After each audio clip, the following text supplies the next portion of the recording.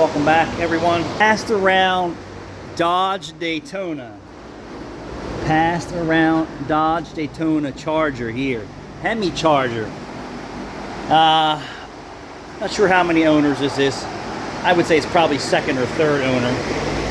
It's here for wheel repairs. These wheels were done already, and you could see by the crappy paintwork the last guy did.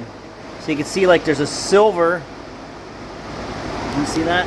That's the original paint on the wheel, and then they dusted them with a black, and they just did a real shitty job. Plus they had curb damage all the way around. So that's silver, or gunmetal, and then that's a black. Over here you can see where they repaired. The damage was really far behind the lip, and you can see where they were working on it there. So I'm just reshaping the outer edge, and it was damaged up in here, all the way around. So I got to reshape the whole edge of the rim, fix all their crappy paintwork. Give you a closer look at it. All the crappy paintwork. I have two prepped and ready. They were just as bad with the crappy paintwork.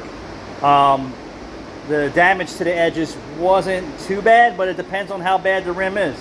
So I got two done for prep. I'm working on this one. I got to work on that one.